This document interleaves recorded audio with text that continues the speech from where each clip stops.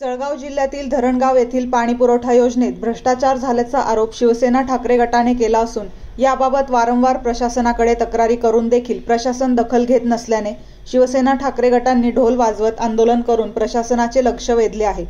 दरम्यान पाणीपुरवठा योजना झालेल्या भ्रष्टाचाराची तात्काळ चौकशी करावी, तसेच पाणीपुरवठा योजनेसाठी धरणगाव शहरातील खोदण्यात आलेले रस्ते नव्याने करावे अशी मागणी शिवसेना ठाकरे गटाच्या वतीने या ढोल बजाव आंदोलनाच्या माध्यमातून करण्यात आली आहे।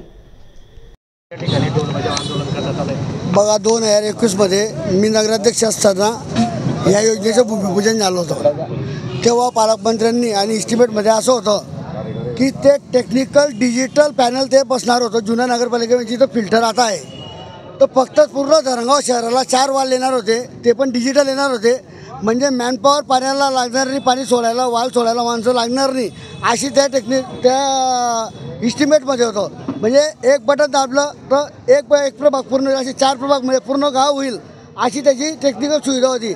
व त्यानंतर त्या पाईपच्या प्रेशरने 3ऱ्या मजल्यापर्यंत पाणी येईल अशा सर्व गोष्टी होत्या। या सर्व काही झालेली डायरेक्ट JCBने खोदून ते पाईप टाकलेले, जर हे असे टाकलेले व 3 वर्षाची मुदत नंतर 5 वर्ष होऊन गेले तरी काम झालं नाही। याच्यामुळे 100% भ्रष्टाचार झाल्याशिवाय हे काम असं झालेलं नाही आहे। ते टेक्निकल डिजिटल मीटर बसूनच झालं असतं, हे असं निष्क्रिय काम झालं नसतं, एवढी माझी प्रतिक्रिया आहे। नेमकं काय आंदोलन होतं आणि कशा स्वरूपाचं आणि कशासाठी या मोर्चा आपण काढलेला आहे? हे ढोल बजाव आंदोलन होतं। आम्ही 2024मध्ये लेखी निवेदन दिलं, 2025मध्ये दिलं, आत्ता 4-5 दिवसापूर्वी सुद्धा लेखी दिलं, तरीसुद्धा अधिकारी या निवेदनाची दखल घ्यायला तयार नाही। आज तुम्ही आमच्याबरोबर चला, गावातले रस्ते अपूर्ण आहेत, वाल खराब आहेत, पाईपलाईन निकृष्ट प्रकारचा आहे। हे सर्व असताना त्यामध्ये भ्रष्टाचार झालेला आहे असं आम्हाला वाटतं। भ्रष्टाचाराचा वास येतो। ही 27.5 कोटीची योजना आहे आणि या योजनेमध्ये फार मोठा भ्रष्टाचार झालेला आहे। त्या भ्रष्टाचाराचा वास याच्यामध्ये येतो आहे।